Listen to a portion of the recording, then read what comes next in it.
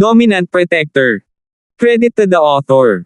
2,271-80. Ang mga pangalan po na nandito ay galing sa mga name generator. Kaya kung meron man pagkakatulad sa mga pangalan ng totoong tao o lugar, ito ay tunay na hindi sinasadya. Kahit na ang 10 milyong dolyar ay hindi maliit na halaga para kay Ruben, lalo na para sa isang negosyanteng tulad niya, ang kanyang likidong kapital ay limitado.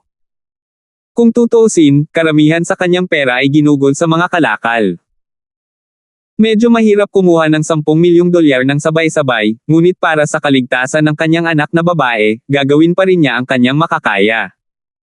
Wait here, tatawag ako. Naramdaman ni Amara na kailangan niyang kausapin si Cheryl ng pribado. Hindi niya alam kung kailan naging kasintahan ni Melissa si Terence, ngunit dahil siya na, hindi na lang ito maaaring baliwalain ni Terence. Dapat may paraan. Walang magawang tumanggo si Ruben. Gusto niyang humingi ng tulong kay House Turner at sa bahay Kang dahil si Melissa ay mula sa bahay na Turner at kay Kang, pagkatapos ng lahat, ngunit nang marinig niya na ang kanyang anak na babae ay may kasintahan sa paaralan, sumuko siya sa ideya. Bagaman, hindi niya naisip na ang kanyang anak na babae ay dapat maging isang walang ingat na tao. Engaged na siya sa bahay ni Kang, pero naghahanap pa rin siya ng boyfriend sa school. Pero ang problema ngayon ay mas gugustuhin niyang paniwalaan ito kaysa hindi. Kung dumating si House Kang at nabalitaan na niloko ng kanyang anak si Polong, hindi nila ito hahayaan ng madali. Mas mabuting hintayin niyang bumalik ang kanyang anak at magtanong. Dinial naman ni Amara ang numero ni Cheryl pagkapasok niya sa opisina.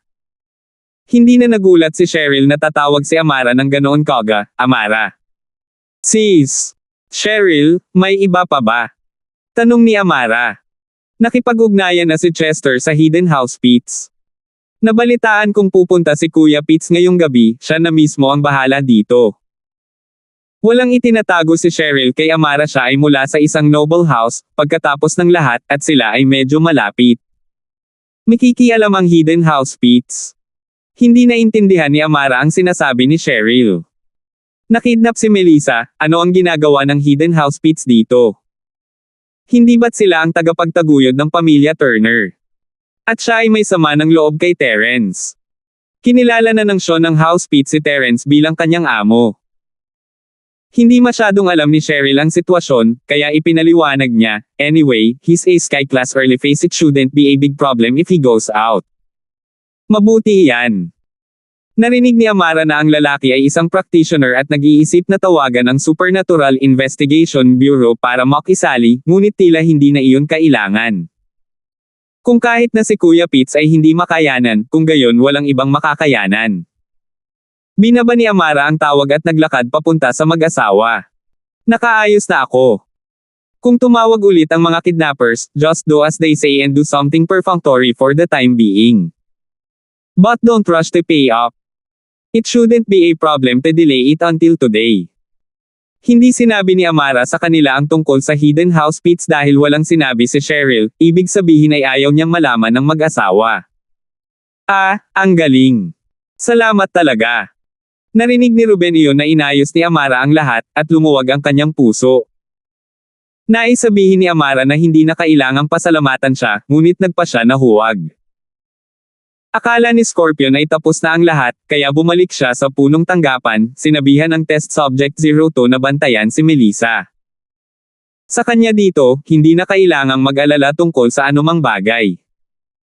Bumalik sa punong tanggapan, direktang nagtanong si Jerwin, paano ito? May nangyari ba? Wala nang iba pagkatapos nito. Naging maayos ang lahat. Sabi ni Scorpion. Mabuti naman. Tumango si Jerwin. Sa hinaharap, huwag makialam sa mga taong may background tulad ni Melissa. Hindi magandang bagay na maugnay kay Terence. Oo, delikado talaga this time. Natakot din si Scorpion. Hinahabol siya ng kakaibang halimaw. Sa sobrang takot niya ay nanikip ang kanyang mga paa. Muntik na siyang ma-accident. And, right, as my think tank, you shouldn't always show your face in public. Madaling mangakit ng gulo. May mapagkakatiwalaan ka ba? Magrekomenda ka ng isa sa akin at hayaan mo siyang tulungan ka sa trabaho. Hindi mo ito kakayanin kapag nagsimula na ang planong rob the noble houses, sabi ni Jerwin. Well, I have a younger cousin in my hometown. His nickname is Little Purity. Medyo matalino siya. Why don't we try transfer him over? Sabi ni Scorpion. Sige, hayaan mo na siya, pero huwag mo pa siyang dalhin sa akin. Umayos ka ng gagawin niya. Mag-uusap tayo kapag maayos na siya. Si Jerwin ay nagbabantay pa rin laban sa mga estranghero. Alam niya ang background ng taong iyon, ngunit hindi lang niya ito bibigyan ng mahahalagang gawain. Sige, tatawagan ko siya. Siya na ang bahala sa mga hindi importanteng bagay. Tumango si Scorpion. Lumipas ang gabi ng walang kaganapan, at sumikat ang araw. Si Amara, Ruben, at Celine ay hindi nakatulog buong gabi, naghihintay sa tawag ng kidnapper, ngunit maliban sa unang tawag, walang iba. Si Scorpion ay hindi katulad ng ibang kidnappers, siya ay walang takot. Alam niyang magtatagal ito para maihanda ang ransom para kay Ruben, kaya walang silbi ang pagmamadali sa kanya. Sa halip, ginugugol niya ang kanyang oras at mas pinipilit si Ruben. At kaya, bumalik siya sa pagtulog pagkatapos umalis sa lugar ni Jerwin, hindi nag-aalala tungkol kay Melissa. Hindi makakawala si Melissa sa test subject 2 na nagbabantay sa kanya kahit na may nagtangkang manggulo, kailangan nilang mag-ingat na huwag umalis ng buhay. Kinaumagahan, halos magkasabay na dumating sa villa sina Elder Pitts at Elder Wu. Ang matandang si Wu, Jerry, ay isang hakbang sa unahan nakatanggap siya ng magandang balita mula kay Chester na mataas ang tingin ni Terence sa kanya, na ni-level up siya sa Earth Class Early Phase at binibigyan siya ng body refining liquid ng physical practitioner, pati na rin ang pagbuo ng relasyon sa Hidden House Pitts. House Wu? Mula ng kaibiganin ni Chester si Terence, sila ay nasa isang bagong antas. Ang lakas din ni Chester, ay tumaas mula sa unang yugto ng Golden Class hanggang sa unang yugto ng Earth Class. Siya ay ilang antas na mas mataas kaysa sa pinuno ng bahay Wu, at siya ay parehong espiritual at pisikal na practitioner. Siya ay maraming beses na mas malakas kaysa dati. Sa pagkakataong ito, hindi lang magandang balita ang dinala ni Chester, kumuha pa siya ng isang bote ng gamot na pampalakas ng katawan mula kay Terence, at higit sa lahat, isang bote para sa kanya. Naramdaman ni Jerry na ang pinakamatalinong tao sa bahay ay apo pa rin niya. Noong una, hindi masyadong masaya si Jerry sa desisyon ni Chester na kunin si Terence bilang kanyang amo. Akala niya ay sinisiraan niya ang bahay, ngunit ngayon ay parang masyadong matalino si Chester. Si Terence ang pinakamatibay na buhay sa mga marangal na bahay, at may dalawang nakatagong bahay na kinuha si Terence bilang kanilang amo. Kung ikukumpara, ano ang kanyang pamilyang Wu? Siyempre, dahil si Chester ng bahay ni Wu ang unang sumali kay Terence, maging Jepoy o Sean, lahat sila ay kailangang tumabi at maging mga tagasunod niya. 2,272. Sa wakas ay nasa itaas na ng dalawang nakatagong bahay si House Wu. Isang araw napaisip talaga nitong matandang si Wu na si Chester ang susi sa kinabukasan ng bahay. Tungkol naman kay Chendong, hindi na niya ito pinigilan gaya ng ginawa niya noon. Ang apo na ito ay hindi niya biological na apo, ngunit siya pa rin ang kanyang apo, at iyon ang dahilan kung bakit ayaw niyang palakihin siya. Ang tatay ni Chendi ay hindi anak ni Jerry, siya ay ampon ng nakababatang kapatid ni Jerry, ngunit ang nakababatang kapatid ni Jerry ay namatay noong bata pa siya. Hindi ito alam ng marami, maging ang ama nina Chester at Chendi. Ngayon, naunawaan ni Jerry na ang bahay ni Wu ay isang maliit na entablado lamang para kay Chester. Isang bahay lang iyon, isang lugar na madalas niyang balikan. Ang sukdulang layunin niya ay sundan si Terence sa rurok ng martial arts. Baka isang araw, magiging sky class siya, at kahit ang kaharian pagkatapos ng sky class ay hindi magiging panaginip. Ngunit nabasag ang panaginip na iyon nang makita niya ang kalagayan ng kanyang apo. Napatingin siya kay Chester na puno ng mga sugat at hindi makagalaw. Ang kanyang apo ay isa ng Earth Class Early Phase, isang physical at spiritual practitioner noon. Sa teorya, walang physical o espiritual na practitioner ng parehong antas ang maaaring saktan siya, ngunit siya ay nasugatan ngayon. Ano ang ibig sabihin nito? Napakalakas ng kalaban kaya hanggang sa kanya lang ang tingin ni Jerry. Chester, anong nangyari? Paano ka napunta sa ganito? Nawala sa isang iglap ang saya ni Jerry. Lolo, ayos lang ako. Ngumiti ng mapait si Chester, hindi niya akalain na darating ang kanyang lolo sa ganitong oras, sa lahat ng pagkakataon. He had wanted to share his joy with his grandfather, but it had turned into sharing his pain. The enemy is not coming for me and boss. Medyo komplikado, pero ayos na ako ngayong bumalik na si boss. This little injury is nothing. Oh. Napakurap-kurap si Jerry, ngunit pagkatapos ay naalala niya na si Chester ay nasugatan din noong nakaraan. Hindi pa ba siya humarap sa pulong ng maharlikang bahay? Tila may plano si Terence. Lamambat ang mukha ni Jerry sa pag-iisip. Kung ang kalaban ay hindi darating para sa iyo, ano ang nangyayari? Magpapaliwanag na sana si Chester nang kumatok si Granny Sullivan sa pinto. Mr. Wu? May matandang lalaki at binata sa labas ng villa, galing daw sila sa Hidden House Pits, hinahanap ka. Ano sa tingin mo? Arg! Please invite them to my room. Sabi ni Chester. Umalis na sina Cheryl at Yasi para sa paaralan na kidnap si Melissa, ngunit kailangan pa ring magpatuloy sa buhay. Si Chester ay nasa bahay, naghihintay sa Hidden House Pits na dumating walang saysay na manatili sila. Para kay Terence, hindi pa rin siya makontak. Katulad pa rin ng dati ang malamig na tono ng telepono. Iba na ang villa ngayon, pero naaalala ko pa ang nangyari noong huling pumunta ako sa villa ni Boss Terence. Napabuntong hininga si Sean, sa isang kisap mata, naging tagasunod na ako ni Boss Terence. Sa totoo lang, dapat noon pa tayo nagdesisyon. Naisip ni Sean ang tagasunod ni Terence, si Galton, na pumatay kay Woody sa isang suntok. Agad na nagdesisyon si Chester at ginawang amo niya si Galton, na hindi direktang naging tagasunod ni Terence. Ang House Pits, sa kabilang banda, ay nahuli ng ilang buwan. Baka hindi pa huli ang lahat. Tumango si Old Master Pitts na may seryosong mukha na si Pitts ay laging maingat sa kanilang mga kilos, at sa pagkakataong ito, dinadala ni Old Master Pitts si Sean sa karaniwang mundo upang tulungan si Terence. Ito ang unang pagkakataon sa kanilang kasaysayan. Kahit na ang konseho ng mga nakatagong bahay ay umiral lamang sa pangalan, at karamihan sa mga nakatagong bahay ay nagsimulang magpadala ng kanilang mga masters sa karaniwang mundo upang magdulot ng kaguluhan, walang sinuman ang nang-ahas na humakbang sa karaniwang mundo ayon sa gusto nila. Naroon pa rin ang sinaunang antas sa itaas nila, pagkatapos ng lahat. Pero wala si House Pitts para manggulo, nandito sila para iligtas ang isang tao, at naniniwala siya na kahit na malaman ito ng mga nakatataas sa bahay Pitts, hindi nila sila masisisi. Dagdag pa, ang paglabas ng bahay Pitts sa oras na ito ay tulad ng pagtaya kay Terence. Lahat sila ay para sa mabuti o masama. Ang sinaunang sekta ay naghahanap ng gulo, at sila ay naghahanap ng gulo kay Terence, kasama si Terence bilang isang malaking punong sumusuporta sa kanila. Ang bahay Pitts ay isang maliit na prito. Paano kung ito ay isang sinaunang antas?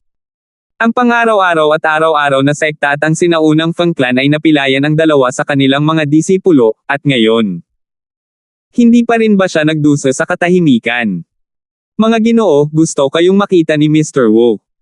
Lumabas si Lola Sullivan sa villa at sinabi kina Lolo Pitts at Sean na malalim pa rin ang iniisip. Maraming salamat. Sinundan ni Shelton at Lolo Pitts si Lola Sullivan sa silid ni Chester. Bagamat isa lamang siyang kasambahay, magalang pa rin si Lolo Pitts. Kuya Wu. Inasahan na ito ni Sean, ngunit nabigla pa rin siya sa kalagayan ni Chester. Si Chester ay isang Earth-class early phase. Siya ay nasa parehong antas ni Sean, ngunit siya ay binugbog ng ganito. Nangangahulugan ito na malakas ang kalaban. I'm sorry to have made you laugh. It's our first time meeting under such circumstances. Napangiti ng mapait si Chester. Pero wala kang dapat alalahanin sa akin. Kapag bumalik si boss, babalik ako sa dati. Pakilala ko sa iyo, lolo ko ito. Dahil nandito si Sean, itinuring siya ni Chester bilang isa sa kanya. Wala siyang itinatago sa kanya, ngunit nag-aalala siyang baka maging masyadong maingat ang matanda at hindi niya magagamit ang buong lakas. Ang sinasabi ni Chester ay isang pahiwatig na kahit na masugitan si Lolo Pitts, mapapagaling siya ni Terence hanggat hindi siya namatay. Oh! Ang mga mata ni Elder Pitts ay kumislap ng kakaibang liwanag habang may iniisip siya. Mas lalo siyang nakaramdam ng tiwala sa kanyang pinili sa pagkakataong ito. Ang matandang Master Pitts ay mula sa nakatagong mundo, ngunit medyo alam niya ang tungkol sa nakaraan ni Terence, lalo na dahil siya ay minsang naging kaaway ni Terence. Napansin niya ang isang kakaibang kababalaghan bago si Terence ay baldado, at halatang hindi na siya mabubuhay, ngunit siya ay palaging himalang gumagaling sa huli, ang kanyang lakas ay tumataas sa halip na bumaba.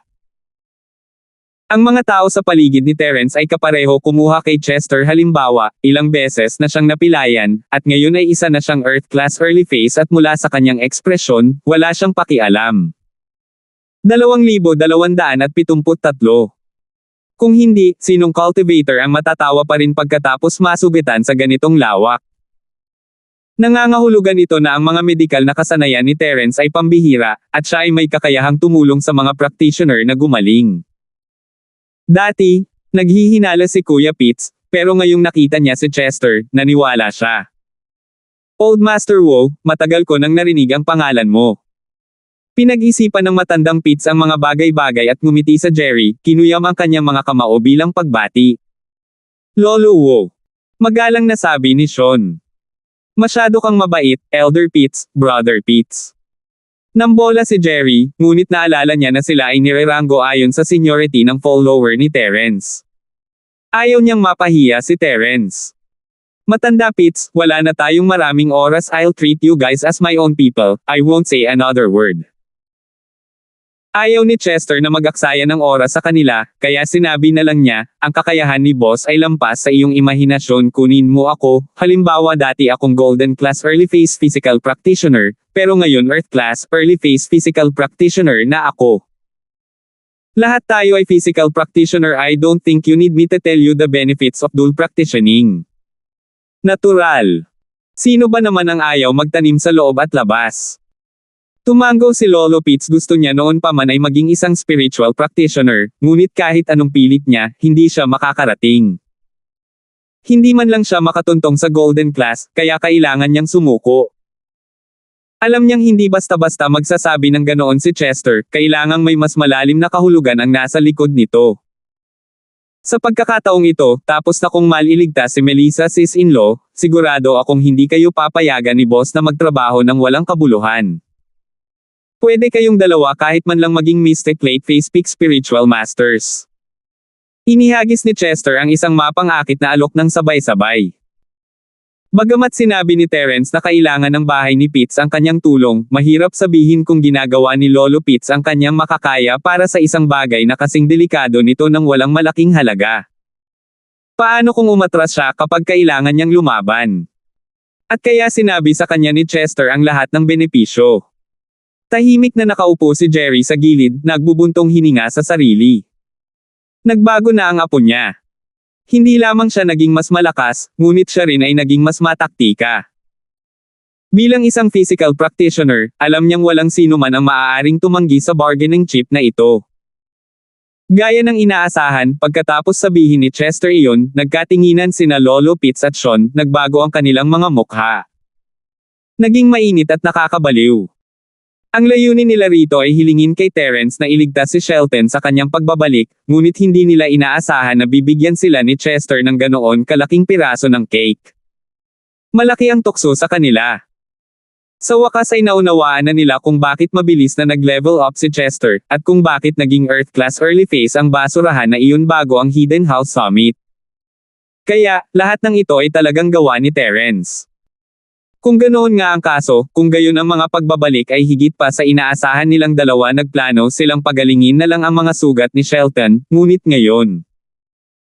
Hindi nakapagtataka kung gaano katapat si Chester sa kanila, at hindi nakakagulat na ang Hidden House Han ay napakalapit kay Terence. Hindi nila maaaring pabayaan ang pagkakataong ito. Noong una, si Sean ay may mga dahilan kung bakit niya tinawag si Terence na kanyang boss. Lahat ito ay para sa kanyang sariling kapakanan, ngunit ngayon siya ay ganap na taos puso. Huwag kang mag-alala, Kuya Wu. Gagawin namin ni Lolo ang lahat para mailigtas ang babae ni boss. Sabi ni Sean habang kinuyam ang kanyang mga kamao. Sige, pagkatapos ay ipaubaya ko ito sa iyo. Hayaan mong dalhin ka roon ng Purple Lightning Beast. Alam nito kung saan nakakulong si Melissa, ngunit medyo malalakas ang mga bantay doon. Kakailanganin ka naming umasa, matandang Pitts. Sige. Sumangayon si Old Master Pitts nang walang pag-aalinlangan. Hindi na siya nagulat na ang halimaw ay kasama ni Terence, ito ang umalis kasama niya. Tama, malakas ang kalaban na iyon, ngunit pakiramdam ko ay hindi pantay-pantay ang kanyang katalinuhan, at ang oras ng kanyang reaksyon ay hindi rin maganda. Kung aawayin siya ni Lolo Pitts, mas mabuting huwag mo siyang labanan ng direkta, ngunit upang maiwasan ang kanyang mga pag-atake at sa halip ay atakihin siya. Sa tingin ko ito ay magiging epektibo. Si Chester ay nag-iisip pabalik sa laban kagabi, at ito ang kanyang naisip. Sinabi niya ito kay Lolo Pitts, kung sakaling magkamali siya. Ngunit ang kidnapper na ito ay nagbigay sa kanya ng isang pamilyar na pakiramdam, na parang nakita niya siya sa isang lugar noon, ngunit hindi niya maalala. Oh! Ganito pala, mag-iingat ako. Tumango ang matandang si Pitts. Gayunpaman, nang makita ni Sean at ng matandang si Pitts ang Purple Lightning Beast, natigilan sila. Hindi ba ito isang Yellow Class Spirit Beast? Kailan ito naging Mystic Class? Mystic Late Phase Peak. Maaaring hindi lang eye level up ni Terence ang mga tao, kundi pati na rin ang mga Spirit Beast. Anong uri ng nakakatakot na konsepto ito? Muling nagkatinginan ang matandang Pitts at Sean, binabasa ang gulat sa mga mata ng isa't isa. Ang Hidden House Han ay hindi lang namumukod tangi sa Hidden House Summit sa swerte. Umiling ang matandang Pitts na may mapait na ngiti. This time, niloloko niya tayong lahat. Malamang pinaglalaroan tayo ni Terence. Oo, salamat lang kay Shelton. Kung hindi, paano tayo nakahanap ng napakagandang boss? Tumango si Sean, pero hindi pa huli ang lahat, may pagkakataon pa tayong Hidden House Pitts. Ang Purple Lightning Beast ay walang anumang reklamo tungkol sa pagdala kay Sean at matandang si Pitts. Isa itong makapangyarihang sinaunang espiritong hayop, ngunit ito ay isang kritikal na panahon. Ililigtas sana nito ang babaeng nakakontrata nito, ang may bahay nito, kaya paanong hindi ito sabik? Awo! Awo! Dumating ang Purple Lightning Beast malapit sa abandonadong bukid at nagpakawala ng dalawang mahinang dagandong, na nagpapahiwatig na dumating na ito. Bumaba ang matandang si Pitts at Sean mula sa likuran ng halimaw, ito ang unang pagkakataon na naramdaman nila ang bilis ng hangin. Mula sa bilya hanggang sa lugar na ito ay kinuha lamang ng isang kisap mata. Sean, maya-maya, susunod ka sa likod ko at sasakay sa Purple Wind Lightning Beast. Haharapin ko ang ekspertong iyon habang ikaw at ang Purple Wind Lightning Beast ay ililigtas kay Miss Wang. Kung atakihin ka ng ekspertong iyon, sasakay ka sa Purple Wind Lightning Beast at makakatakas ka. Hindi mo siya dapat labanan ng ulo. Nag-isip si Lolo Pitts at nakaisip ng plano. Sige, naiintindihan ko. Hindi itinulak ni Sean ang kanyang swerte, malubhang nasugatan na si Chester, paano niya lalabanan ang kalaban. Ang Purple Lightning Beast ay walang anumang reklamo tungkol sa kaayusan na ito. Silang dalawa at ang Purple Lightning Beast ay tahimik na pumasok sa abandonadong bukid. 2,274. Gayunpaman, ang ikinagulat nila ay walang nagbabantay sa pasukan ng abandonadong bukid, at tila walang boses ng tao sa loob. Ito ay nakakatakot na tahimik. Hindi sila lumipat sa ibang lokasyon, di ba? Sabi ni Sean habang nakatingin sa bakanteng farm. Hanapin pa natin. Sabi ni Old Master Pitts nang hindi nagbabago ang ekspresyon niya. Naglakad na silang dalawa papasok sa farm, pero pagliko nila sa isang kanto, sabay silang huminto. Dahil may nakita silang lalaki, isang matipunong man in black na nakaupo sa pintuan ng isang bahay na may isang palapag. Nakaupo lang siya na parang hari. Ang taong ito, sa kabilang banda, ay nakita si Sean at Elder Pitts na dumating, ang kanyang mapurol na mga mata ay biglang lumiwanag, at siya ay tumayo, binato ng suntok si Sean. Sa utos ng kanyang lolo, hindi pinilit ni Sean ang sarili. Tinapik niya ang Purple Lightning Beast at iniwasan ang atake ng lalaki. Sa nasabi ni Sean, ang taong nakakulong sa bahay sa likod ng lalaki ay malamang na si Melissa. Ipapaubaya niya ang lalaki sa kanyang lolo, habang si Sean at ang Purple Lightning Beast ay papunta sa pinto. Nakita ng Man in Black na nawala si Sean, ngunit hindi niya ito hinabol. Sa halip, pinahihit niya ang kanyang kamao at sinuntok si Kuya Pitts. Nakabantay na si Old Master Pete sa lalaking ito, at binago ng lalaking ito ang kanyang pag-atake sa huling minuto. Malamang na hindi niya magagawang tamaan si Old Master Pete, kaya pumunta si Old Master Pete sa gilid ng lalaki at sinuntok ang kanyang makadyos na kamao, na nagpasuray-suray at nagluwa ng dugo ang lalaki. Ang Test Subject 02 ay maaaring, sa teorya, kumuha ng 10 Sky Class Early Phase Attack, ngunit ang Sky Class Early Phase Fighters ay magkakaiba sa lakas. Si Lolo Pitts ay magaling sa fist arts, at ang kanyang mga kamao ay makapangyarihan, hindi siya kasing galing sa anumang bagay. Ngunit sinuntok ng lalaki ang isa sa mga suntok ni Elder Pitts, at ito ay isang mas malakas na suntok kaysa sa isang Sky Class Early Phase. Wala siyang chi na nagpoprotekta sa kanya, at iniluwa niya ang isang subo ng dugo mula sa tama. Ito ay isang seryosong internal injury. Siyempre, papay lang ang lalaki, wala siyang sariling isip, at hindi niya alam ang sakit. Malaki ang naging pinsala sa kanya ng suntok ni Lolo Pitts, ngunit parang hindi niya ito naramdaman, patuloy lang siya sa pagsuntok sa matanda. Sa isang putok, hindi nakaiwas si Kuya Pitts sa oras at nataman din siya ng kamao ng lalaki. Ang matandang si Pitts ay nagluwa ng isang subo ng dugo, pati na rin ang kanyang mga organo ay nasugatan din. Hindi dahil sa pagiging pabaya ni Lolo Pai, hindi lang niya inaasahan na magiging napaka-unpredictable ng taong ito. Karaniwan, sa isang labanan sa pagitan ng mga masters, ang isang panig ay kailangang lumayo muna bago masugitan, maliban kung ito ay isang labanan hanggang sa kamatayan. Ngunit sa ranggo ng langit, maliban kung ito ay isang buhay at kamatayan na awayan, sino ba talaga ang lalabas? Kaya hindi inaasahan ni Lolo Pitts na makakalaban pa ang lalaki matapos siyang kumuha ng suntok. Ngunit patuloy pa rin ang pag-agos ng dugo ni Lolo Pitts, at naglabas siya ng isa pang suntok na tumama sa ulo ng lalaki. Ang Man in Black ay mas nasugatan sa pagkakataong ito, at siya ay natamba habang siya ay umindayog, bumibili ng ilang oras para maka-address si Kuya Pitts. Nakita ni Lolo Pitts ang estilo ng pakikipaglaban ng lalaking ito, magaling siyang makipaglaban, ngunit wala siyang diskarte. Dagdag pa, ang taong ito ay nagbigay kay Elder Pitts ng kakaibang pakiramdam, na parang kilala nila ang isa't isa. Bumagsak ang lalaki sa lupa, at natural, hindi siya papakawalan ni Lolo Pitts ng ganoon kadali. 2 suntok pa ang ibinato niya, nabali ang magkabilang braso ng lalaki. Noon, gusto niyang baliin ang kanyang mga paa bago pa makabangon ang lalaki, ngunit laking gulat ni Lolo Pitts, hindi man lang alintana ng lalaki ang kanyang mga bali sa balikat.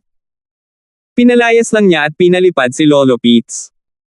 Hindi pa siya nakarinig ng isang tao na hindi natatakot sa sakit pagkatapos ng isang away, at maaaring lumaban pa na parang walang nangyari. Ito ay masyadong kakaiba. Sa mga ganoong sitwasyon, kung ibang tao, sumigaw muna sila at umiwas. Gayunpaman, iba talaga ang taong nasa harapan niya. Ang sumunod na nangyari ay lalong nagpagulo kay Lolo Pai. Ang Man in Black ay bumangon sa lupa at ibinaba ang kanyang 2 braso na hindi na niya kayang buhatin, na sinisingil kay Grandpa Pitts. Hindi na kinaya ng kanyang mga braso, pero kayanan niyang gamitin ang kanyang mga paa. Nang malapit na siya kay Elder Pitts, itinaas ng Man in Black ang kanyang paa at sinipa.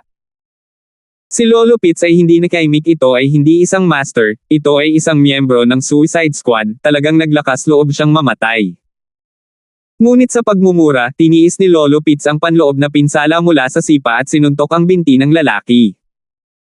Bagamat isang beses lang nataman si Kuya Pitts, siya ay nasugatan pa rin ng husto. Siya ay isang Sky Class Early Phase, ngunit wala siyang chi para protektahan ang kanyang katawan, at hindi siya nag-practice ng isang bagay na kasing depensiba ng Golden Bell Shield. Ang kanyang depensa ay mas malakas lamang kaysa kay Chester, ngunit hindi kasing lakas ng isang Sky Class Master.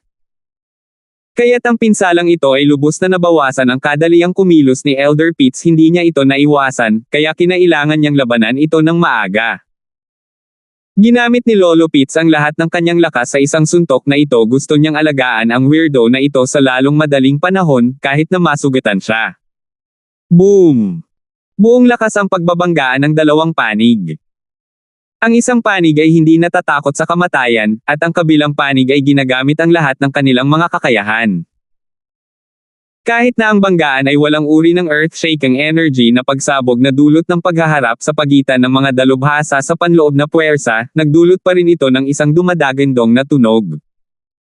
Lumipad ang Man in Black, at gayon din si Lolo Pitts, bumagsak sa lupa sa kanyang puwetan. Hindi matigas ang paa ng lalaki, at hindi ito tulad ng paa ng physical practitioner na nasanay sa sukdulan. Normal na sipa lang iyon, at kahit si Lolo Pitts ay naririnig ang tunog ng mga buto na nabali mula sa paa ng lalaki. Hindi niya lang maintindihan kung paano nagkaroon ng ganoong kalakasan ang lalaking ito, at parang hindi ito masakit. Wala siyang kinalaman sa pagkakasugat niya. Ang kamao ni Elder Pitts ay hindi napigilan, ngunit ang malakas na pag-urong ay nakapinsala sa kanyang mga meridian. Sa kabutihang palad, siya ay isang physical practitioner, kaya ang kanyang mga meridian ay hindi masyadong naapektuhan. Gayunpaman, kung hindi niya ito tretuhin, tiyak na makakaapekto ito sa bilis at lakas ng kanyang mga suntok. Ang maganda ay hindi na makabangon ang Man in Black. Nabali ang magkabilang kamay niya, at bali ang isang paa niya, naiwan lang ang isang paa niya. Gayunpaman, napakahirap para sa isang taong may isang paa na tumayo nang walang tulong ng dalawang kamay. Kung gusto mo ang gawaing ito, maaari kang pumunta upang bumoto para sa rekomendasyon at buwan ng mga boto. Ang iyong suporta ay ang aking pinakamalaking pagganyak. 2,275. Nagpumiglas ang lalaki sa lupa. Si Lolo Pitts ay nasugatan, ngunit hindi niya binibitawan ang pagkakataong ito upang talunin ang kalokohan ng lalaki. Umakyat siya at sinuntok ang kabilang paa ng lalaki, nabali ito at nawala ng lakas. Kasabay nito, sinakyan ni Sean ang Purple Lightning Beast patungo sa pintuan ng bahay. May lock sa pinto, ngunit ito ay walang silbi kay Sean. Sa isang suntok, nabasag ang lock at naitulak niya ang pinto. Tinakpan ang bibig ni Melissa, at nakatali siya sa isang upuan. Nagulat siya sa biglaang pangyayari, at takot na tumingin sa estranghero sa kanyang harapan. Hindi nakakagulat hindi pa niya nakita si Sean noon, at naisip na kasama niya ang mga kidnapper. Ngunit ngayong nagsalita na si Sean, sa wakas ay panatag na ang puso ni Melissa. Sis-in-law? Ako ang nakababatang kapatid ni Boss Terence, si Sean. Nandito ako para iligtas ka. Sabi ni Sean. Bagamat namula siya sa paraan ng pagtawag ni Sean sa kanya, hindi ito ang oras para maging masyadong calculative. Tungkol naman sa lubid sa katawan ni Melissa, madaling hinugot ito ni Sean, at tinanggal din ni Melissa ang tape sa kanyang bibig. Salamat. Huwag ka nang magsalita, ito ang dapat nating gawin bilang mga underling para makatulong sa amo. Sinabi ni Sean na ikinaway ang kanyang kamay na pagpasyahan niya na si Terence ang boss, at hindi siya magiging mayabang tungkol dito. Tinuro niya ang halimaw at sinabing, sumakay ka muna sa Purple Lightning Beast, lalabas ako at makikita ko ang aking lolo. Okay. Tumango si Melissa.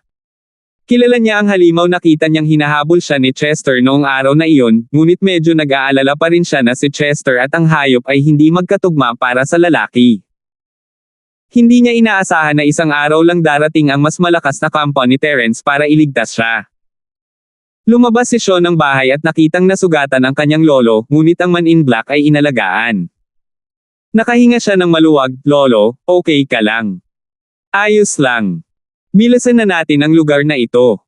Masyadong kakaiba ang kalaban na ito. Kumunat ang noo ni Old Master Pitts. We can't stay here for long. If few more of these people come, we'll all die here. Tumango si Sean. Interesado siyang hanapin ang utak, ngunit dahil sinabi iyon ni Lolo Pitts, ibig sabihin ay masyadong malakas ang kalaban. Pinakamabuting umalis sa lalong madaling panahon. Dahil baldado na ang lalaki, mas mabuting ibalik niya ito sa pulisya para sa investigasyon. Hindi siya dapat makisali, ang pinakamahalagang bagay ay ang iligtas si Melissa. Ang katawan ng Purple Lightning Beast ay medyo malaki, kaya hindi ito gaanong kakarga ng 4 na tao sa likod nito. Medyo maluwag, kaya mabilis na bumalik sa bilya ang Purple Lightning Beast. Hindi inakala ni Chester na tatapusin ng matanda ang laban ng ganoon kabilis. Pupurihin na sana niya ito nang makita niya ang mukha ng matanda, malamang ay nagkaroon siya ng malubhang pinsala sa loob. Nagkataon lang ito, isang normal na Sky-class early phase spiritual practitioner ay hindi makakasagot ng ganoon kadali sa test subject 2, dahil ang taong ito ay maaaring tumagal ng 10 full forward attacks mula sa isang Sky-class. 10 hampas, at sa buong lakas niya noon, gaano kahirap iyon. Ngunit si Elder Pitts ay isang physical practitioner, at magaling sa fist arts. Malakas ang kamao niya, at kahit hindi ito kasing lakas ng kamao ni Galten, sapat na ang lakas nito para basagin ang mga bundok. Natapos niya ang test subject ng 2 sa ilang hit. Ngunit ang halagang babayaran ay High A Sky Class Early Phase Spiritual ay hindi kasing nasakta ng test subject 02, dahil ang mga spiritual practitioner ay may chi na nagpoprotekta sa kanilang mga katawan, ngunit ang matandang Pitts ay hindi. Hindi isinaalang-alang ni Jerwin ang physical master noong ginagawa niya ang test subject. Ang mga bagay ay hindi magiging ganito kadali kung hindi. Nasugatan din ang lolo ko. Mapait na ngumiti si Sean. Bagamat natalo at nabihag na natin ang kalaban, hindi ito ganap na tagumpay. Mas parang Pyrrhic victory. Hindi bale. Hanggat hindi pa siya patay, may paraan si boss. Walang pakialam si Chester na makitang buhay na buhay sina Sean at Lolo Pitts. Ngumiti siya, sa panahong ito, bakit hindi kayong lahat manatili dito at hintayin ang pagbabalik ni boss? Kung ganun, guguluhin kita. Ganun din ang iniisip ni Sean una, ang matandang si Pitts ay nangangailangan ng oras para makabawi, at pangalawa, maaari niyang dalhin si Shelton para hintayin ang pagbabalik ni Terrence. Ngayon na ang bahay na iyon ay nailigtas ni Pitts ang iyong asawa, hindi ka maaaring mag-atubiling iligtas si Shelton, hindi ba? By the way, anong gagawin natin sa kidnapper? Tanong ni Old Master Pitts. Ito. Ipaubaya na natin sa pulis. Hindi nararapat na isa publiko ang iyong mga aksyon. Sabi ni Chester. Sige. Tumango si Old Master Pitts, ito ang pinakaligtas na paraan. Ang pakikialam ng Hidden House Pitts sa Common World ay lumabag na sa kasunduan sa pagitan ng Council of Hidden Houses at ng sinaunang mundo. Ginawa ito ng lihim, ngunit mas mabuting panatilihing mababa ang profile.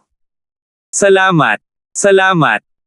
Si Melissa ay nagkaroon ng malaking pagbabago ngayong gabi, at gumaan lang ang pakiramdam niya matapos makita si Chester.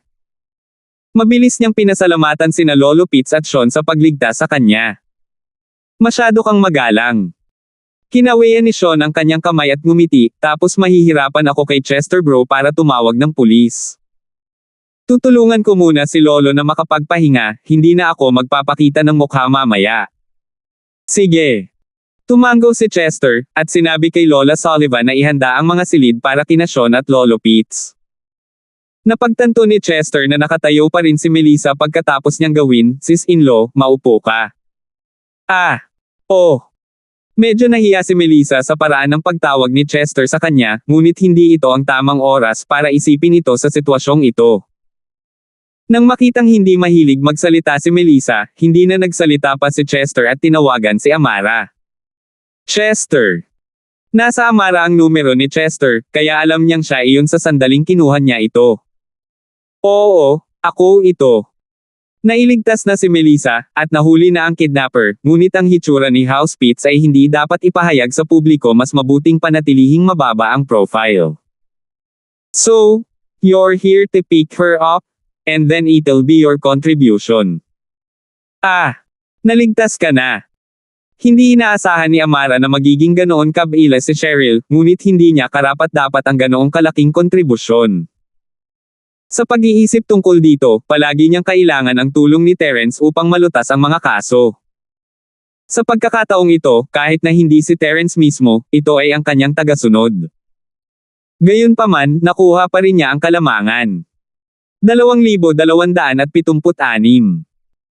Ngunit hindi ito tinanggihan ni Amara, lumipat lang siya sa lungsod ng Stonegate, at kung gusto niyang magkaroon ng matatag na posisyon dito, kailangan niyang magbigay ng ilang kontribusyon. Magaling si Chester sa pagpili ng tamang oras, kaya hindi siya nagpigil, sige, may dadalhin ako ngayon. Bakit hindi mo gawin ito sa iyong sarili? Paalala ni Chester. Ayos lang, si Wayne, ang aking lalaki mula sa Starfield. Walang problema. Sabi ni Amara. Alam ni Wayne ang ugnayan ng kantang Amara at Terrence. Si Wayne ay inilipat na may kantang Amara sa pagkakataong ito at na-promote bilang vice captain, dati siyang pinuno ng kumpanya. That's good. Nakayukong sabi ni Chester. Matapos tawagan si Amara, tinawagan ni Chester ang miss, sinabi sa kanya na ligtas si Melissa at hindi na kailangang mag-alala. Nakahinga ng maluwag sina Miss at Yasi, parang maaasahan pa rin ang bahay pits.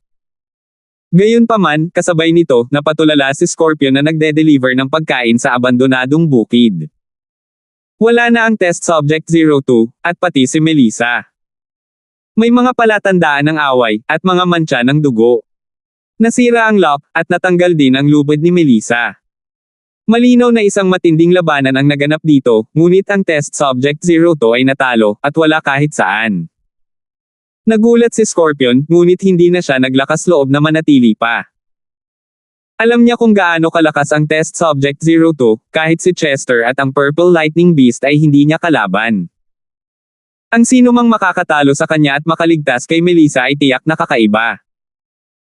Si Scorpion ay hindi isang practitioner, at kahit na siya ay, hindi na siya maglalakas loob na manatili pa rito, kung sakaling bumalik ang lalaking iyon at guluhin siya. Mabilis na tumakbo si Scorpion palayo, sabay tawag kay Jerwin. Scorpion, kamusta? Hindi alam ni Jerwin na may nangyari. Jerwin bro? Grabe? Nailigtas si Melissa, at nawawala ang subject 02, pero may bakas ng away at dugo sa eksena. Sabi ni Scorpion. Ano? Napatalon si Jerwin sa gulat, nakaligtas. Saka nasaan ka? Bumalik ka kaagad at huwag kang manatili. Umalis na ako. Hindi na ako nangangahas na manatili pa rito, sabi ni Scorpion. Buti naman at nakabalik ka na. Napabuntong hininga si Jerwin. Hindi niya akalain na magiging ganito kalala ang mga pangyayari. Ngunit wala si Terence sa bahay, kaya sino ang nagligtas kay Melissa? Sino ang maaaring maging katugma para sa pagsusulit na paksa 02? Isasama na lang ni Amara ang kanyang mga tauhan para sa isang pulong para pag-usapan ang kaso ng kidnapping nang matanggap niya ang tawag ni Chester. Mabilis niyang dinala si Wayne sa villa ni Terence. Ito ang unang pagkakataon ni Amara na bumisita sa villa ni Terence sa Stonegate, at nalaman ni Wayne kung ano ang nangyari habang papunta sila rito. So si Terence na naman. Mahusay pa rin ang mga alipors ni Terence kahit wala si Terence. Ngunit si Wayne ay hindi gaanong nagsalita, isinakay niya ang test subject 2 na may bali ang braso at binti sa kotse ng pulis, habang sina Melissa at Amara ay sumakay sa isa pang kotse at nagmaneho pabalik sa istasyon ng pulisya. Nang makitang ligtas na nakabalik ang kanilang anak, natural na nagpapasalamat sina Ruben at Celine kay Amara. Medyo napahiya si Amara, ngunit sinabihan siya ni Chester na huwag sabihin kahit kanino ang tungkol sa house pits, kaya hindi gaanong nagsalita si Melissa. Sinabi lang niya sa kanila na iniligtas siya ni Amara. Sa break room, nakipag-chat sina Ruben at Celine sa kanilang anak, habang si Amara at ang iba pang mga opisyal ay ipinadala ang sospek sa ospital, naghahanda na kunin ang kanyang pahayag pagkagising niya. Yan, balita ko nakahanap ka ng boyfriend sa school. Tinanong ni Celine ang tanong na pinaka-inaalala niya. Ako. Nagbago ang mukha ni Melissa, at namula siya, hindi niya inaasahan na itatanong iyon ng kanyang ina. Nagbago rin ang mukha ni Celine nang makita niya ang ekspresyon ng kanyang anak. So, totoo ito. Ako. Sa totoo lang, hindi mo talaga ako boyfriend. Isa lang akong mabuting kaklase. Medyo napahiya si Melissa, na para bang may ginawa siyang masama at nahuli ng walang kwenta. Kaklase lang na may magandang relasyon. Sinabi ba iyan ng isang batang babae na tinatawag na Cheryl pagdating niya? Hindi naniwala si Celine sa kanya. Hindi inaasahan ni Melissa na si Cheryl ang maglalabas ng impormasyon. She pouted Leslie, hindi alam kung paano ipapaliwanag. Yan, engaged ka na. Ibang-iba ka sa iba. Kapag nalaman ni House Kang, hindi namin ito maipapaliwanag sa kanila. Nag-aalalang sabi ni Celine. Sa pag-iisip pabalik sa panahon na isinailalim siya sa house arrest ng magkapatid na Turner at ginamit ang kumpanya ni Ruben para pilitin siya, natakot pa rin siya. Sige, tigilan mo na ang pagtatanong. Sumimangot si Ruben at pinutol siya, hindi ko rin masyadong inisip ang batang iyon sa bahay Kang. Kung siya niya nang gumawa ng sarili niyang desisyon, hindi ko sana gusto ang kumpanya ko. Pinag-isipan ko na at sapat na ako. Lalo na pagkatapos ng pagkidnap na ito, nakuha ko ang aking anak na babae. Naiintindihan ko na walang mas mahalaga kaysa sa aking anak na babae. Kaya kong isuko ang kumpanya, at kaya ko pang ibigay ang 10 milyon na hiniling ng mga kidnapper. Kaya, huwag natin masyadong pilitin si Yanyan. Basta gusto niya. Ngunit ang aking pamilya at ang bahay kang. Natatakot akong gumawa sila ng isang bagay na kakilakilabot. Sila ay mga practitioner, pagkatapos ng lahat, at mayroon silang isang malakas na tagapagtaguyod. Walang pagpipilian si Celine. Mas natatakot siya na kapag tinanggihan niya ang kasal, may gagawin silang karahasan. Ito. Natigilan si Ruben. Naisip din niya ang mahalagang punto at hindi niya maiwasang tumahimik. Napabuntong hininga siya. Dad, Mom, stop fighting, I know what to do. Walang magawa si Melissa habang nakatingin sa kalungkutan ng kanyang mga magulang. Biglang naging mabigat at kakaiba ang kapaligiran sa resting room. Sina Ruben at Celine ay tumingin sa kanilang anak na babae at bumantong hininga ng may pagkakasala. Si Celine, sa partikular, ay labis na hindi nasisiyahan sa kanyang dalawang kapatid na mga aksyon, ngunit wala siyang magagawa. Ang puso ni Melissa ay magulo. Nalaman ng kanyang mga magulang ang tungkol sa kanya at kay Terence, pagkatapos ng lahat. Paano nila haharapin ang mga ito?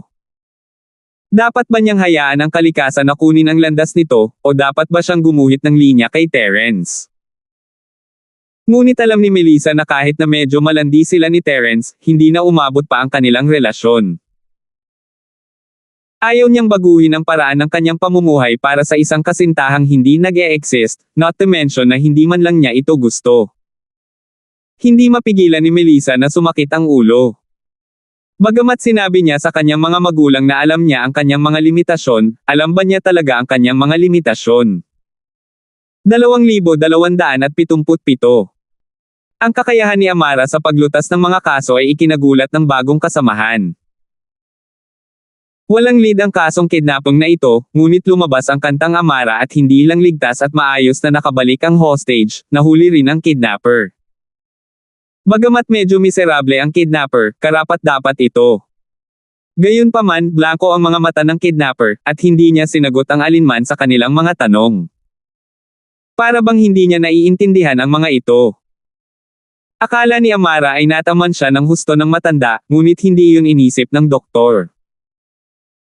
Ang katawan ng kidnapper ay naturukan ng hindi kilalang gamot, at ang utak ng kidnapper ay nawasak ng droga. To put it bluntly, ang taong ito ay tulala noon. Kung hindi lang nagising ang lalaki na may tapal sa mga kamay at paa, nabaliw sa ward, at binasag ng suntok ang bakal na kama, maghahinala ang lahat na ang lalaking ito ang kidnapper.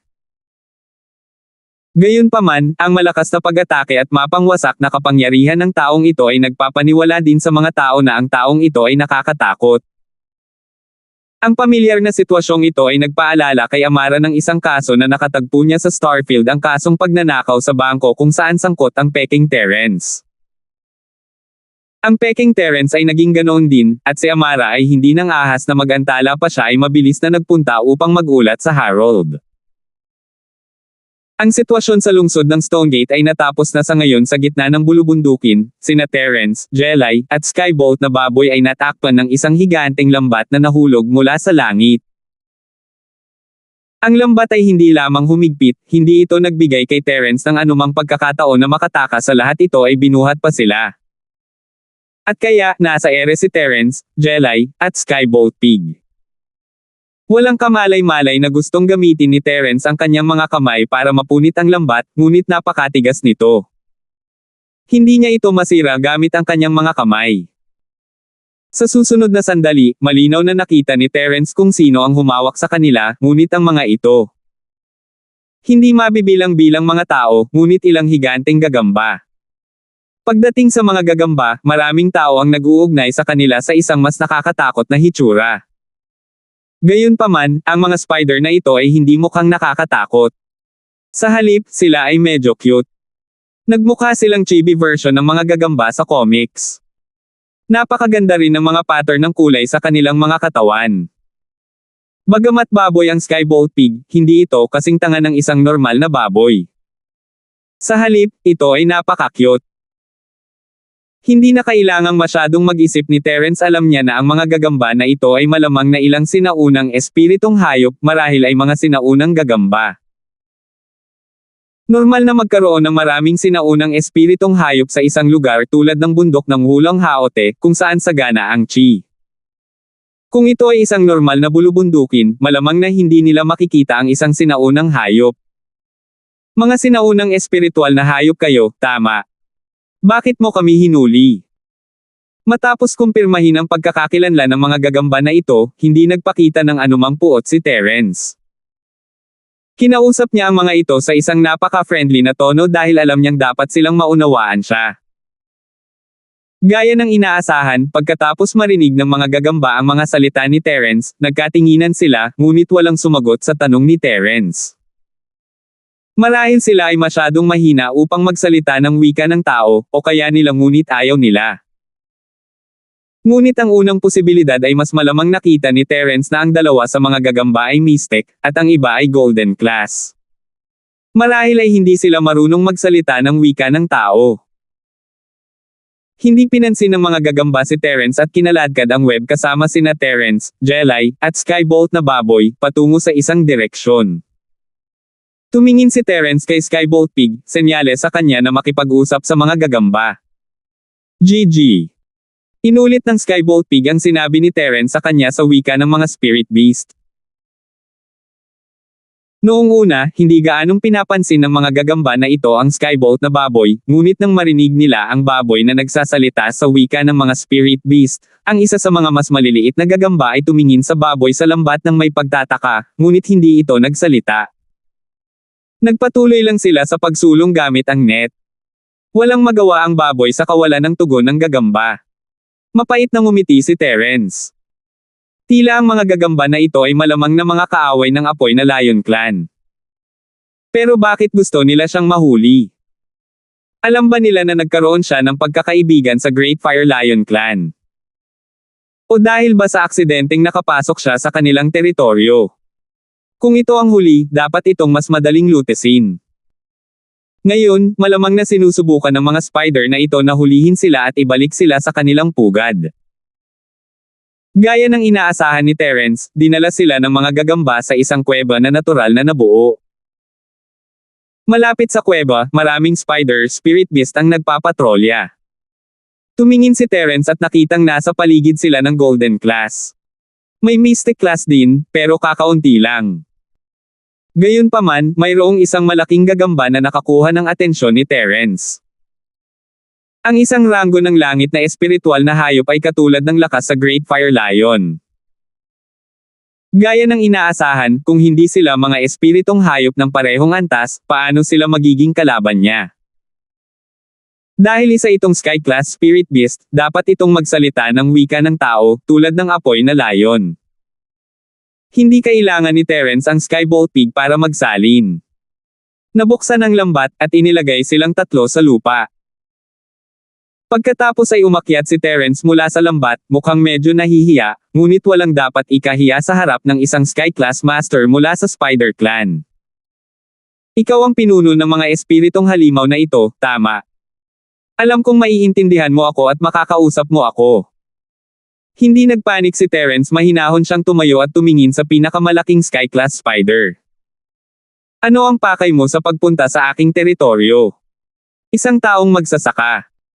Ang Sky Class Spider ay hindi sumagot sa tanong ni Terence ngunit direktang nagtanong. Sa ganitong paraan, maaari itong ituring bilang isang hindi direktang sagot sa tanong ni Terence, maaari itong magsalita ng tao. Kung nagkamali, hindi ka maniniwala sa akin kahit na sabihin ko iyon. Nakita ni Terence ang panunuya sa mga mata ng Sky Class na gagamba at binago niya ang kanyang tono, sinusubukan kong iwasan ang pagtugis ng aking mga kaaway. Wala akong choice kundi tahakin ang landas na ito pababa ng bundok. Hindi ko matahak ang normal na landas. Paano ako maniniwala sa'yo? Tanong ng Sky Class Spider. Sa lakas natin, maniniwala ka ba kung sasabihin kong nandito tayo para manggulo? Nagkibit balikat si Terence na may mapait na ngiti. Hindi ako maniniwala ng normal, ngunit ito ay isang kritikal na panahon. Hindi ko maiwasang pagdudahan ang layunin mo sa pagpunta dito. At, sabi ng Heaven Rank Spider, naaamoy ko ang pamilyar na aura mula sa iyo. Ano ang kaugnayan mo sa apoy na Lion Clan? Nagulat si Terence. Hindi niya akalain na magiging ganoon katalas ang intuition ng Sky Class Spider, para masabi na may kaugnayan siya sa Fire Lion race. Nambobola ba ito o talagang may ebidensya? 2,278. Gayunpaman, pinanatili pa rin ni Terence ang kanyang kalmado, ang aking dating pagkakakilanlan ay isang adventurer. Umakyat ako sa bundok kasama ang pamilya Tegan upang makuha ang maliit na apoy na layon, ngunit may ilang mga problema, at ang pagkuha sa maliit na apoy na layon ay isang pabalat lamang. Umakyat ako sa bundok para sa ibang layunin, kaya nagkaroon ako ng salungatan sa pamilya Tegan. Hindi sinagot ni Terence ang tanong, ngunit ipinakita rin nito na nakalaban niya ang apoy na lahi ng layon noon. Normal na magkaroon ng aura ng apoy na layon. Sinisikap mong hulihin ang maliit na apoy na layon. Kung gayon, bakit ibibigay nila sa iyo ang pinakamahalagang Divine Fire Bullet? Ang Sky Class Spider ay tumingin kay Terence na nanunuya. Human Cultivator, you're very dishonest. Kung ganoon, ikulong lang muna kita. Banal na bala ng apoy. Hindi akalain ni Terence na mapapansin ng Sky Class Spider na may bala sa kanya ang Sky Class Spider na ito ay medyo malakas. Iyan ang sandata na ginagamit ng apoy na Lion Clan para labanan tayo. Maaari nitong basagin ang hindi natin matatakasan na lambat. Paanong hindi ako magiging pamilyar sa ganitong bagay kung daladala mo ito? Medyo malamig ang boses ng Heaven Rank Spider, sabihin mo sa akin ang totoo, o ikulong ka, ang gusto mo.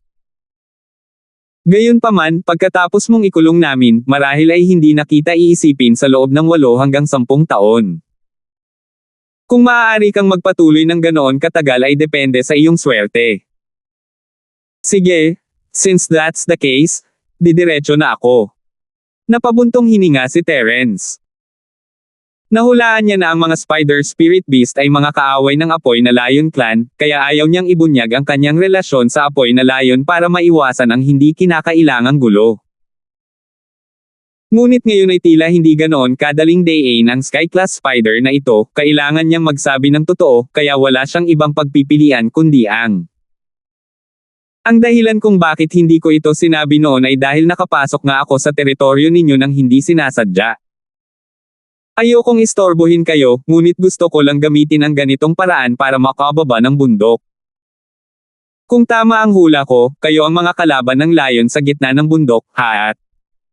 Hindi masama. Agad na inamin ng Heaven Rank Spider. Mayroon akong relasyon sa apoy na Lion Clan, ngunit ito ang nangyari.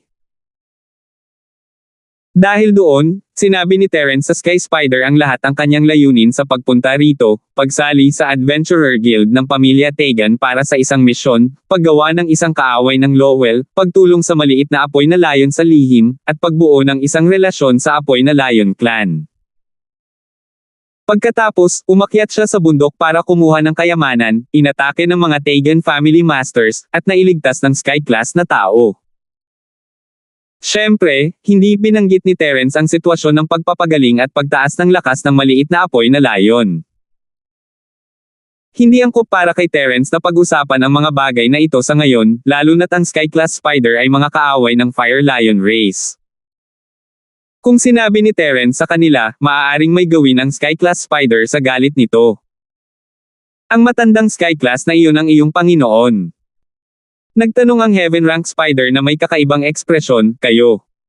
May kaugnayan din ba kayo sa sekta na iyon sa bundok? Master, mali yata, pero may kinalaman sa sekta na iyon. Sabi ni Terence. Mukhang hindi ka nagsisinungaling, pero hindi kita kayang bitawan ngayon. Bagamat may pagkakaibigan ako sa iyong Panginoon, hinala ko na ang apoy na Lion Clan ang nasa likod ng pagkawala ng aking anak. Kaya gusto kitang gamitin bilang bargaining chip upang ipagpalit ang kaligtasan ng aking anak sa apoy na Lion Clan. Sabi ng Heaven Rank Spider. Anak mo. Nahuli ng apoy Lion Clan. Kailan nangyari iyon? Napakurap si Terence.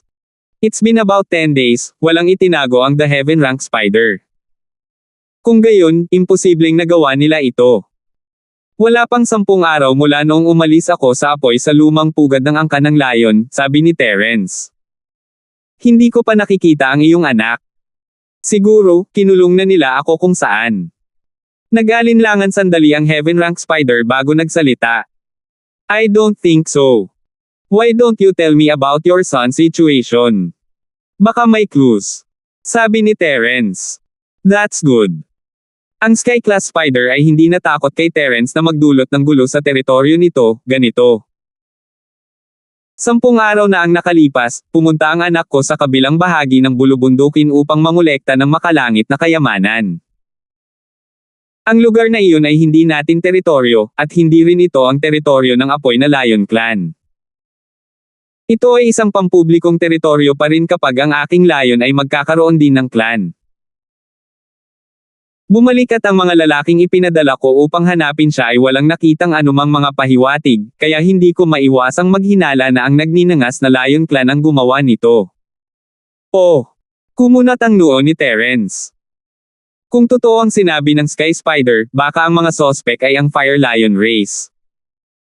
Ngunit naramdaman ni Terence na ito ang dapat na lahi ng apoy na layon, o malalaman niya ang tungkol dito. GG. Habang si Terence ay nakasimangot at nag-iisip kung paano sila pakakawala ng Spider Clan, biglang sumigaw si Skybolt Pig. Skybolt na baboy. Ibinaba ni Terence ang kanyang ulo upang tingnan ang Skybolt na baboy, ngunit ang mga salita ng baboy ay halatang hindi nakadirekta kay Terence, kundi ang Sky Class Spider. Oh! Maliit na bagay, bakit hindi mo itanong kung mayroon pa bang makalangit na kayamanan na ito? Nalilitong tumingin ang Sky Spider sa baboy. Tumigil sandali si Terence matapos marinig ang paliwanag, ngunit mabilis siyang naisip ng isang bagay. Ang Skybolt Pig ay isa ring sinaunang espiritong hayop, ngunit ang kakayahan nito ay maghanap ng mga kayamanan. Siguro kung narinig mo na ang espiritong hayop na ito. Oh! Treasure hunting! May ganitong klaseng spirit beast? Talaga bang umiiral? Gulat na tiningnan ng Sky Spider ang baboy, ngunit ang baboy ay tumango ng may pagmamalaki. Agad nitong naintindihan ang ibig sabihin ng baboy. Kung may kaparehong uri ng kayamanan, mahahanap mo ito. Anak ko. Tumango si Skybolt Pig at nagpaliwanag, I can only find this kind of treasure. If your son is not with the treasure, then I can't do anything. Napakabilib na niyan. Sabi ng Heaven Rank Spider at nagbigay ng ilang utos sa mga subordinate nito, na agad namang umalis. Pagkaraan ng ilang sandali, dinala nila ang isang maliit na kahon, at ipinabigay ito ng Heaven Rank Spider kay Skybolt na baboy. Binuksan ng Skybolt na baboy ang kahon gamit ang mga paa sa harapan at sinipsip ang laman. Pagkatapos, naglakad ito palabas ng kuweba. Gayunpaman, hindi ito pinigilan ng mga gagamba. Hinayaan lang nito. Pagkatapos ng lahat, inilagay ng Heaven Rank Spider ang lahat ng pag-asa dito, at hindi sila nag-aalala na ang baboy ay tumakas. 2,279. GG. Ang baboy ay tumili sa isang direksyon, pagkatapos ay itinuro ang kanyang harap na paa. Medyo nagulat ang Sky Spider, hindi nito sinabi kay Terence at sa iba pa kung saang direksyon galing ang kayamanan, ngunit itinuro ng baboy ang pangkalahatang direksyon. Sa sandaling ito, mas tiyak na ang baboy ng Skybolt ay may tunay na kakayahan. Tere na at tingnan natin. Sa pag-iisip na iyon, ang saloobin ng Sky Class Spider kina Terence at Jelly ay naging mas palakaibigan, sa paniniwalang gusto talaga nilang tulungan ito. Sige. Tumango si Terence. Hindi niya naisip na tumakas. Kung tutusin, medyo nakakatakot ang tinatawag na langit at lupa lambat ng gagamba. Napakahirap tumakas mula sa malaking lambat. Personal na lumabas ang Sky Class Spider, nagdala ng ilang Mystic Class Spider kasama sina Terence at Jelly habang sinusundan nila ang Skybolt Pig sa direksyon na itinuro niya. Sa pagtingin sa mga numero ng Spider Clan, nahirapan si Terence na isipin na ang apoy na Lion Clan ay maaaring maging kaaway ng Spider Clan, at kahit na pantay-pantay. Ang mga Spider ay mas mahina ang kapangyarihan sa pag-atake, habang ang Fire Lion Clan ay mas malakas. Lumilikha ito ng isang sitwasyon kung saan wala sa dalawang angkan ang maaaring gumawa ng anuman sa isa. Ang susi ay ang mga kayamanan dito ay limitado, at hindi maaaring magkaroon ng dalawang tigre sa iisang bundok, kaya ang isang maliit na alitan ay hindi maputol. Ang divine bullet ng fire flow na ito ay maaaring maging sandata para masira ang lambat, ngunit isa na lang ang natitira kay Terence. Hindi niya akalain na makakatakas siya sa napakaraming gagamba. Habang lumalayo ang baboy, lalong nagulat ang gagamba, dahil naglalakad ang baboy sa direksyon kung saan kailangan ng spider clan para lumaki ang makalangit na kayamanan. Ngunit, bagamat nagulat ito, ang gagamba ay lalong nag-aalala. Dahil natagpuan ng baboy ang pinagmulan ng kayamanan, ngunit hindi ito natagpuan, ano ang dahilan? Kailangang malaman ng isa na ang lahat ng mga kayamanan dito ay nakuha na, at kahit ang maliit na gagamba ay nawala na. Maraming beses ding ipinadala ng Heaven Rank Spider ang mga nasasakupan nito upang hanapin ang kalsadang ito, ngunit hindi pa rin nila nakita ang maliit na gagamba. Maraming beses ko nang ipinadala ang aking mga tauhan upang hanapin ang kalsadang ito, ngunit wala silang nakitang anumang bakas ng aking anak. Sinabi ng Sky Class Spider sa Skybolt na baboy sa wika ng tao upang maunawaan ni Terence. GG. Umiling ang baboy at tumugon sa Heaven Rank Spider, sinabihan itong tumahimik at huwag maiinip. Isang Mystic Late Phase Peak Spirit Beast ang gumagamot sa isang Sky Class Spirit Beast na ganito.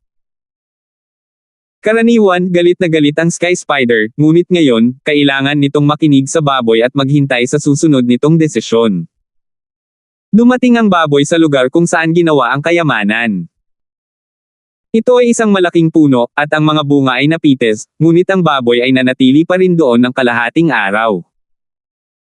Pagkatapos ng kalahating araw na singhot ang lugar, bigla siyang tumalikod at naglakad sa ibang direksyon. Isa itong matarik na bangin doon, at ang kinaroroonan ng baboy ay nagpagulo sa Sky Spider at Terence. Nahulog kaya ang maliit na gagamba sa bangin. Ngunit malinaw na imposible ito, at agad na tinanggihan ng Heaven Rank Spider ang ideyang ito. Ang lahi ng gagamba ay marunong gumuhit ng sutla, at gaano man kalalim ang bangin, maaari nilang ipagpatuloy ang pagbaril mula rito.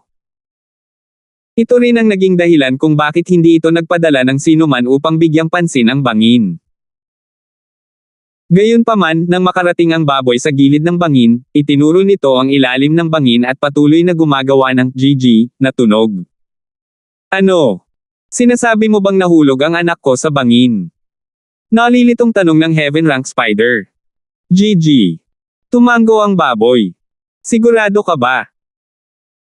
Ang Heaven Rank Spider ay hindi talaga naniniwala sa kidlat na baboy, ngunit ang kidlat na baboy ay dumating dito mula sa teritoryo ng angkan ng gagamba, kaya't ang gagamba ay walang pagpipilian kundi ang maniwala na ang baboy ay may kakayahang makahanap ng mga kayamanan. GG.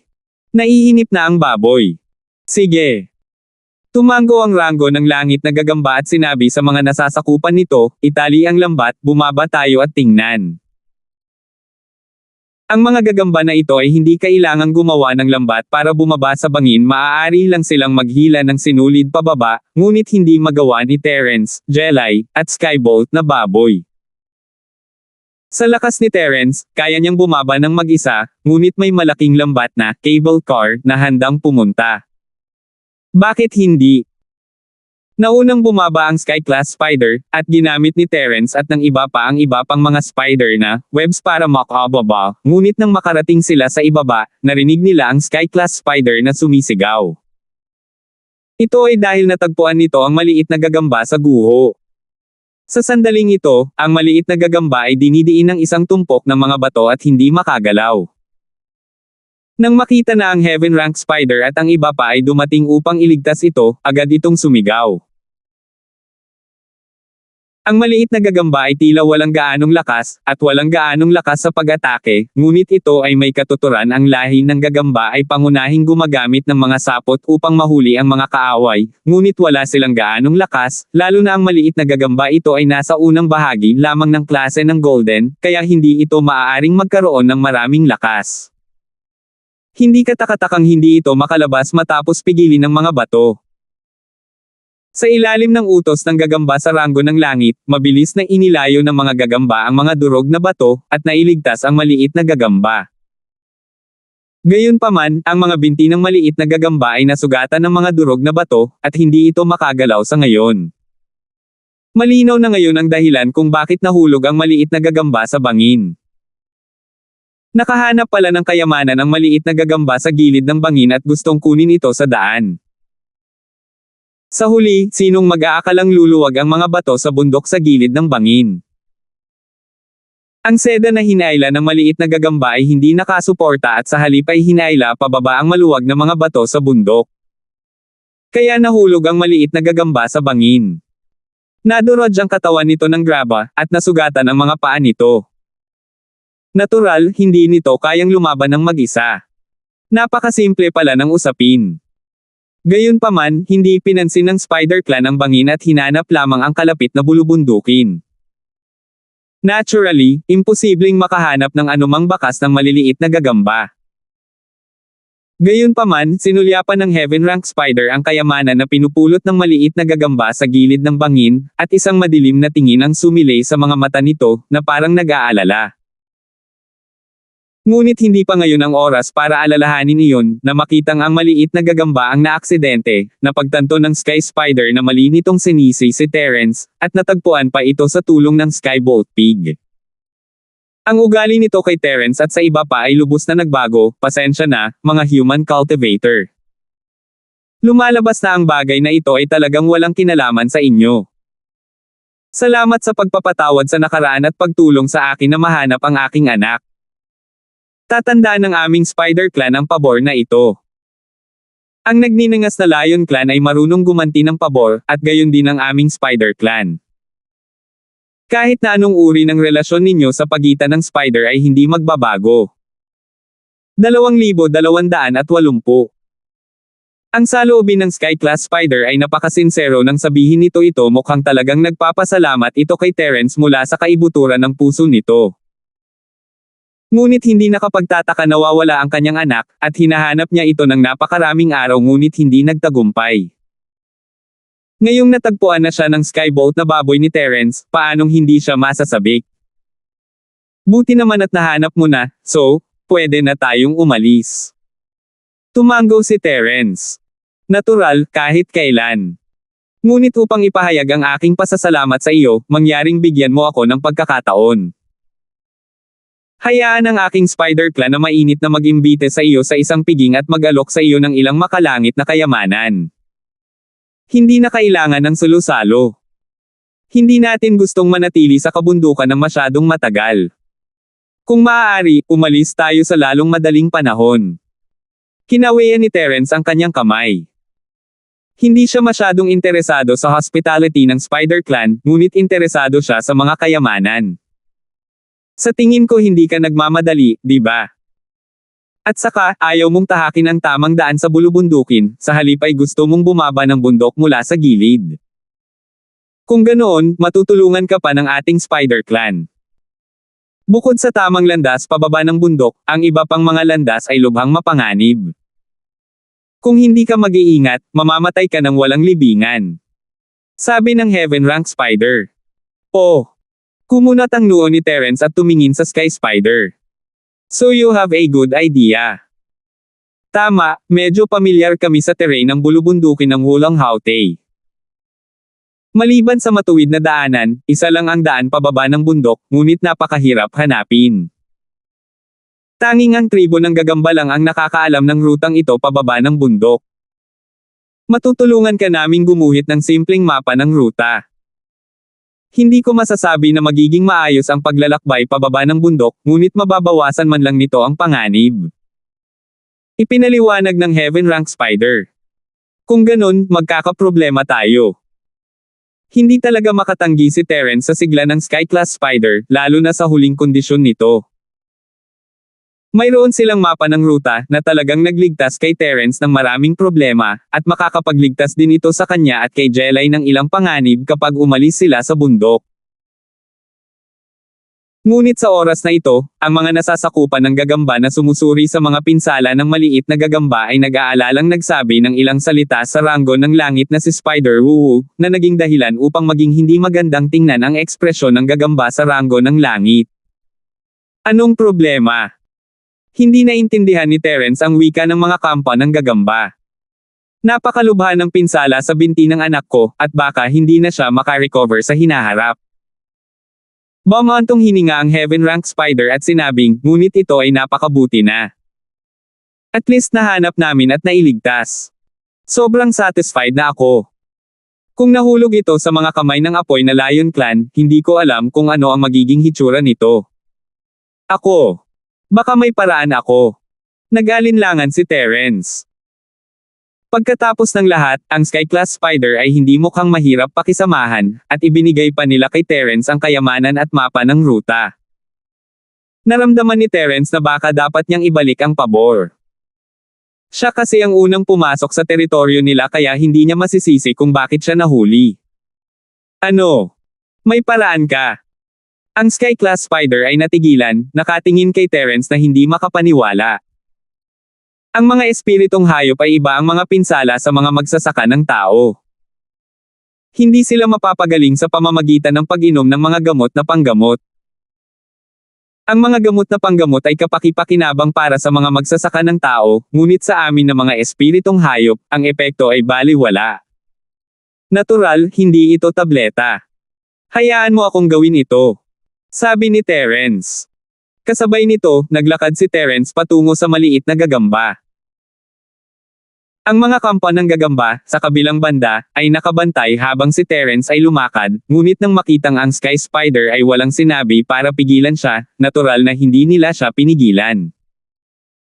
Lumapit si Terence sa maliit na gagamba at inilagay ang kanyang kamay sa katawan nito, na ipinadala ang ikalawang yugto ng sining ng Dragon Mastery.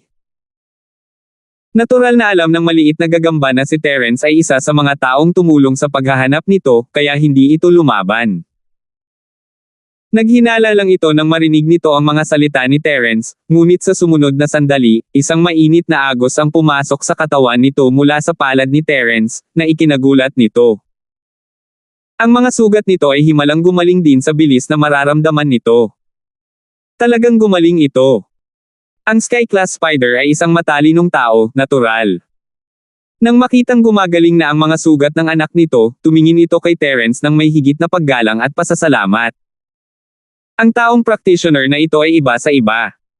Sa kabilang banda, kalmado si Jelly at Skybolt Pig, lalo na ang Skybolt Pig. Hindi man siya kasing lakas ng Sky Spider, at hindi naglakas loob na kumilos ng padalos-dalos, tiningnan pa rin niya ito ng may pagmamalaki. Tapos na, sabi ni Terence habang siya ay tumayo. Tapos na. Dilat na dilat ang mga mata ng Heaven Rank Spider. Bagamat nakita rin ito na gumagaling na ang mga sugat ng maliit na gagamba, hindi naman ito makaka-recover ng ganoon kabilis, di ba? Hindi ba ang bilis na ito ay medyo nakakagulat? Ngunit hindi sumagot si Terence, ang mga aksyon ng maliit na gagamba ang sumagot sa tanong na iyon. Maaari na itong gumalaw at makalakad ng normal ngayon, na parang hindi pa ito nasaktan. Salamat, Human Cultivator. Ang Sky Class Spider ay nagpapasalamat kay Terence, ngunit hindi ito parang wala itong hinanakit sa kanya. Dahil sa mabuting pakikitungo ni Terence sa apoy na Lion Clan ay medyo hindi siya komportable, ngunit ngayon, wala na siyang pakialam doon. Isang walang kapantay na pabor ang ginawa ni Terence sa kanyang Spider Clan, malaking pabor ang ginawa mo para sa aming Spider Clan. Hinding-hindi namin ito makakalimutan ng anak ko. Kung may kailangan ka sa hinaharap, sabihin mo lang sa amin. Nagkibit balikat si Terence. Ang apoy na Lion Clan ay gumawa ng katulad na pangako kay Terence. Hindi niya akalain na ganoon din ang pangako ng Spider Clan kay Terence. Gayunpaman, ang mga espiritong hayop ng dalawang angkan ay magkasalungat sa isa't isa, na nagbigay ng sakit sa ulo ni Terence. Gayunpaman, ayaw ni Terence na masangkot sa kanilang awayan. Ang isang bundok ay hindi kayang tumanggap ng dalawang tigre na iintindihan ito ng lahat, lalo na kapag ang mga mapagkukunan na ginagamit ng mga espiritong hayop ay kakaunti. Walang paraan na maresolba ng dalawang lahi ang kanilang mga pagkakaiba. Tila napakahirap para sa kanila na umupo at hatiin ang mga mapagkukunan ng pantay. Sumasakit ba ang ulo mo sa relasyon ng ating Spider Clan at ng apoy na Lion Clan? Tila nabasa ng Sky Class Spider ang isip ni Terence. Tama. Ngayon, kaibigan ko na kayong lahat. Tumango si Terence. Normal lang para sa mga espiritong hayop sa isang bulubundukin na makipagkompetensya sa isa't isa. Ganito na ito mula pa noong sinaunang panahon. Nakangiting paliwanag ng Heaven Rank Spider, tanging sa kompetisyon ang ating dalawang lahi ay maaaring magpatuloy sa pag-unlad at paglinang ng ating dalawang lahi. Kung talagang hatiin natin ng pantay-pantay ang mga mapagkukunan ng pagtatanim, kung gayon ang ating mga araw ay magiging mas komportable, at hindi na natin kailangang magtrabaho ng husto upang linangin. Medyo nagulat si Terence sa mga salita ng Sky Class Spider kaya iyon ang dahilan. Salamat po at sinamahan ninyo ako, ingat lagi mga master.